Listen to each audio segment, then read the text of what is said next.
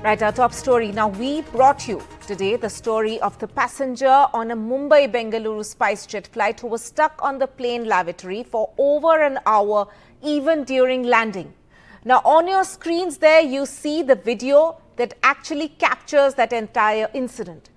NDTV has accessed the video, which has been shot by the passenger himself. The passenger who was stuck inside the lavatory, he shot this video himself, showing how he tried multiple times to open that door. Even the cabin crew inside the flight tried to help him trying to open that door, but to no avail. He had to stay inside that lavatory for the rest of the journey, and it was only once the plane landed after an hour that the SpiceJet engineer actually could come inside the flight, break open the door, and they managed to take him out. The 25-second video captures the passenger's trauma. On your screens right now, my colleague Nehal has more.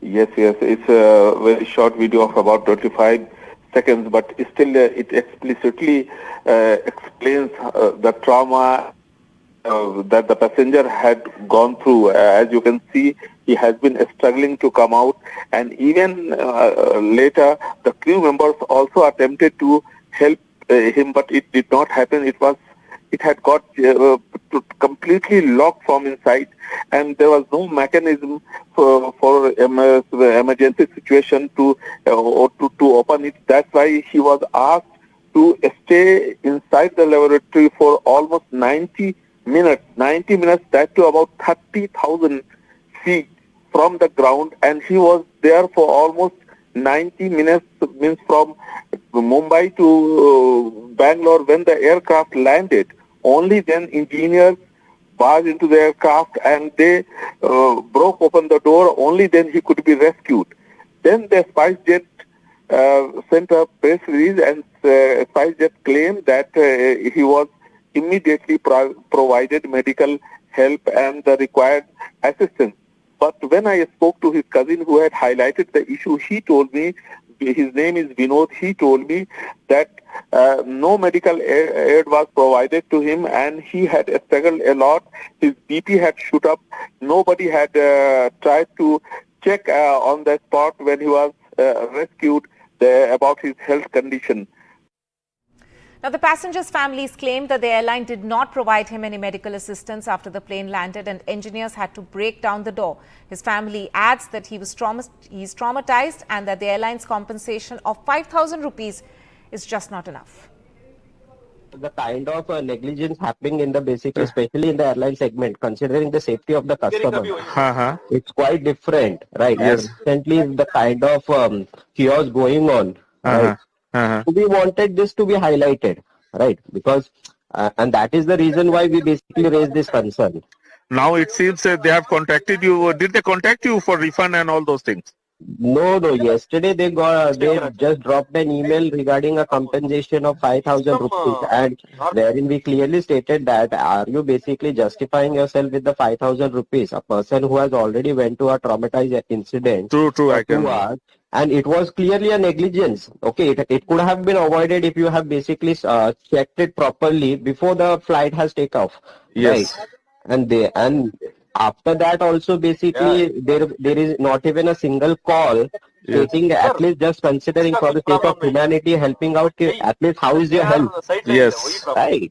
We are not now everything, now he is into a trauma basically. Suddenly he got realized or stuck with something. If anything worse would have happened. Yes, true, very true. Who would have responsible for everything? And the kind of behavior which I am getting from SpiceJet is quite surprising, right? We are not expecting anything beyond that, but at least for the sake of humanity, a person, a medical support would have arranged over there just in order to check at least a BP level or everything is under control or normal. But they are claiming in their release that medical support was given. Exactly. That is the major problem. Staying with aviation news, now the regulator there has cracked the whip on airlines amid multiple fog-related delays and mismanagement. For the Mumbai airport incident, where passengers were seen eating on the tarmac, Indigo has been slapped a hefty fine of 1.2 crores.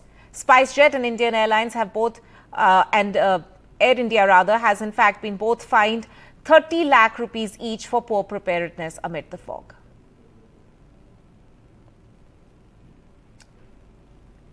Political news now, and the Prime Minister barely completed his Andhra-Kerala tour when it's emerged that he will make a third visit to South India in a month ahead of the Ram Temple event in Ayodhya. He'll be visiting Tamil Nadu, Karnataka and Maharashtra.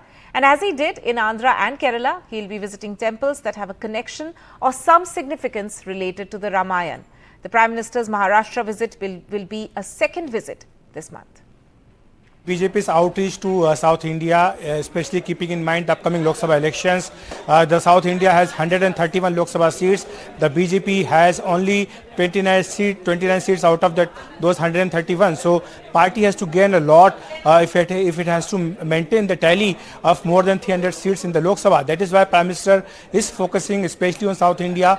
We have seen that he has begun the new year by visiting Tamil Nadu, Lakshadweep and Kerala, and in fact this is his third visit to South India in this month only. So this very clearly shows that how BJP and the Prime Minister Narendra Modi is focusing on South India. But BJP has a tough challenge because out of these 29 seats, only Karnataka and Telangana BJP has significant presence. In Tamil Nadu, Andhra Pradesh or Kerala or Lakshadweep, Puducherry, BJP does not have that kind of presence. So though Prime Minister Narendra Modi has tremendous appeal among the masses, but to convert that appeal into votes, BJP needs solid ground organization, and that is lacking somewhere. That is why BJP hopes that by visiting all these states in South India, Prime Minister Narendra Modi will be able to help to increase BJP's tally. And this is also Mr. Modi's Anushthan for 10 days just before the Pran Pratishtha Samaroh in Ayodhya on 22nd January. And he has been visiting temples. In the next visit also, he will be going to Rameshwaram, where he will spend considerable amount of time. Right, and as we mentioned, on a two-day visit to Kerala, the Prime Minister launched multiple projects, in fact to the tune of 4,000 crore. He also visited the Guruvayur temple. चुनाव दरवाजे पर दस्तक दे रहे हैं और अब केरला दिल्ली विजय का नेतृत्व करने की ताकत वाला बन गया है। हमारा पहला संकल्प चाहिए, हमारा बूथ हम जीतेंगे। हम हमारे बूथ में पराजित नहीं होंगे। अगर बूथ को जीत लिया तो केरल को भी जीत सकते हैं। Jai Shri Ram! The Prime Minister categorically explaining to BJP workers in Kochi his emphasis on Kerala in the run-up to the 2024 Lok Sabha elections. This is his second visit to the state in just a fortnight, and the target is to break into the state that's been dominated by the Congress-led UDF and Left Democratic Front for decades. हमें उन्हें बार-बार बताना होगा कि LDF, UDF का इतिहास किस तरह घोटालों का रहा है, भ्रष्टाचार का रहा है। आज भारत को दुनिया विश्व मित्र के रूप में देख रही है। इसका बेहतरीन उदाहरण गल्फ देशों के साथ हमारे संबंध है। लोगों की आकांक्षाओं को पूरा करना, उनकी अपेक्षाओं को पूरा करना, हजारों करोड़ रुपए की सौगात देना, ये एक From roadshows in Kochi on Tuesday, and announcements of over 4,000 crore rupees worth of projects at the Kochi shipyard, to prayers at the Guruvayur temple and the Ramaswamy temple in Thrissur on Wednesday morning, it was a packed visit.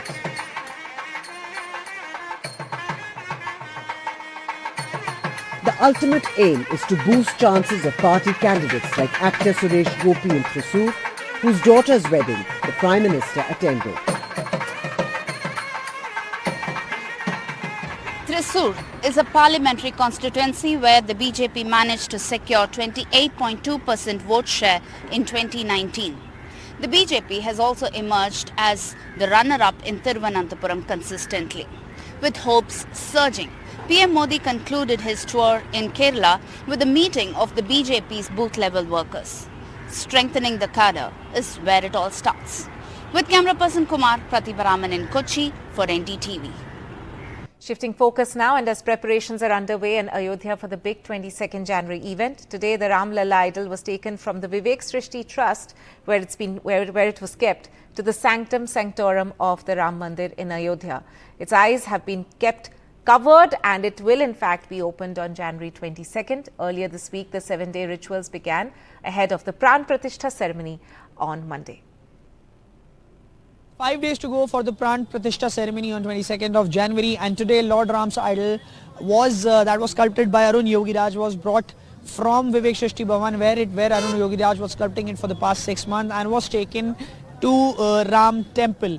In the between, the cavalcade did stop at Hanuman Gadi for a while, and then was finally taken to Ram Temple, where a puja of Garbh Grah, that is the sanctum sanctorum, was also done. Now, if we talk about the idol has been sculpted by Arun Yogiraj, and for 6 months he was inside Vivek Srishti Bhavan sculpting this, and the height of the idol is 51 inches. The reason being, it is made in such a way that on the day of Ram Navami, sun ray will fall directly on the forehead of the idol. According to Champat Rai, the general secretary of Ram Janmabhoomi Trust, the idol carries the divinity the divinity and the innocence of a 5-year-old child, and also carries the grace of a warrior and a king at the same time. But yes, today the idol was taken inside the Ram temple. Many rituals, many pujas are being performed, and it will only increase up to as the 22nd of January, that is the Pran Pratishtha ceremony, comes closer.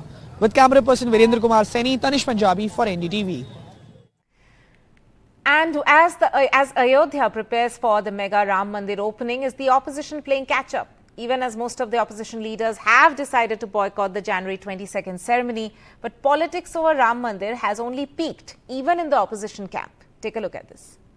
NCP Chief Sharad Pawar joining the ranks of opposition leaders declining the Ram Mandir consecration invite for the 22nd of January, as did RJD Chief Lalu Yadav. Pawar wrote to Champat Rai, the General Secretary of the Sri Ram Janmabhoomi Tirtha Kshetra, thanking him for the invitation, but humbly declining to be a part of the mega event.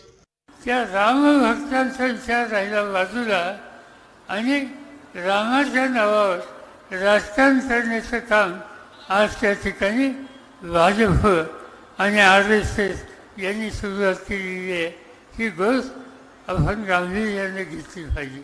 Ram मंदिर का उद्घाटन है, क्या राम मंदिर उद्घाटन में आप लोगों को सर आमंत्रण मिला है, जाएंगे?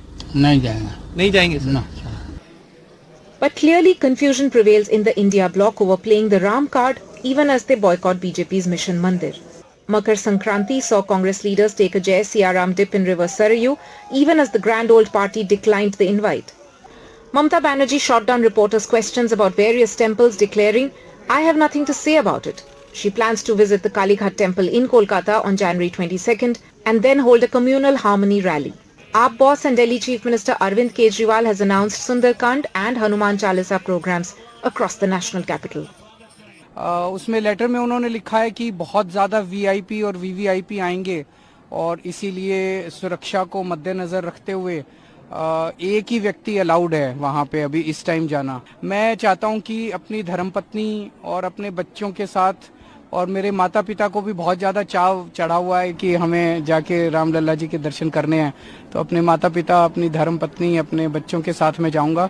बाद में चले जाएंगे जब भी एक बार ये भी हो जाए 22 तारीख में. But the big question is, will the opposition playing catch-up on Mandir Marg pay off dividends in the mega 2024 Lok Sabha elections? With Prashant, Bureau Report, NDTV. Welcome back. Now, UBT leader Aditya Thakere's aide Surat Chawan has been arrested by the Enforcement Directorate in the Mumbai COVID Centre scam. Surat Chawan allegedly influenced Mumbai's civic body officials, and allegations are linked to mismanagement over khichdi distribution to migrant workers who were staying at the centre. So, the Enforcement Directorate in fact arrested Surat Chawan today after raiding 8 locations in Mumbai.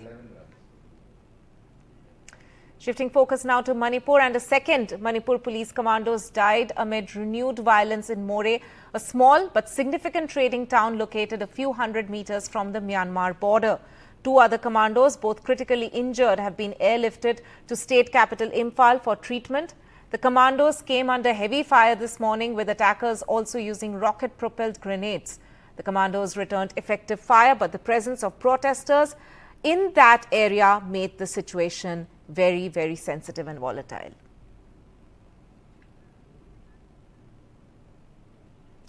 International news now, and this is, of course, the Indian government statement which has come through in the Iranian strikes on Pakistan. Now, the Ministry of External Affairs has issued a statement essentially saying that the matter is between Iran and Pakistan and that the action taken in self-defense is understandable. Remember, the statement by the Indian government comes in just hours after Iran struck targets in Pakistan's Balochistan with the aim of taking down a terror group. And Pakistan, following that, has of course recalled envoy from Iran after the airstrikes. For more on this, let me go across to my colleague Kadambini. Kadambini, we have in fact been reporting on the India aspect and what it means for India in terms of this particular strike by Iran in neighboring Pakistan. But the MES statement clearly shows in a way that India is saying that the matters between these two countries, and if there's an action taken in self-defense, that is quite understandable, in a way backing Iran's stand. Well, Tanima, it comes from a place of experience, because we have seen that India had been forced to do a surgical strike as far as Pakistan is concerned, and that is something similar to what Iran has done yesterday. And Iran has also said clearly, its foreign minister has said that it had targeted terrorist hideouts in Balochistan and not Pakistani citizens. So, and also that it will not compromise on terror and self-defense. This has been India's stand throughout, and India has also said in this statement that we have an uncompromising position of zero tolerance towards terrorism. We have also seen operations taking place done by US inside Pakistan, and the most infamous case of Osama bin Laden being found in Pakistan. So these are the experiences with Pakistan or different nations which are also understandable. And of course, terror has been a scourge for India for a very long time. India has been at the receiving end. This statement comes from a place of experience and understanding what it means to be at the receiving end of terror. And this is why this statement from India. Right. Kadambini there. Thank you so much for joining us with that. Now, amid Red Sea rampage by Houthi rebels, the US has redesignated Houthis as global terrorists. In fact, the US Secretary of State Antony Blinken also issued a statement calling these unprecedented attacks by Houthis. Remember, there have been a number of merchant vessels, ships which have been attacked by the Houthi rebels in the past few weeks. And also, we know that Houthi rebels have tacit support from the Iranian government.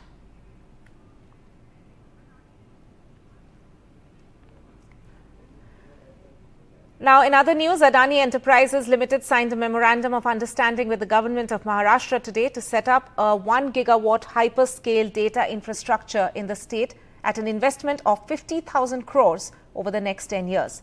The MOU was signed in the presence of Maharashtra Chief Minister Eknath Shinde and Adani Group Chairman Mr. Gautam Adani at the World Economic Forum. The data center infrastructure, which will be set up in key locations such as Mumbai or Navi Mumbai and Pune, will be powered by renewable energy, which will enhance the green energy infrastructure in Maharashtra and provide direct and indirect employment to nearly 20,000 people. The Adani Group also intends to make deemed distribution investments to power the proposed 1 gigawatt hyperscale data center infrastructure.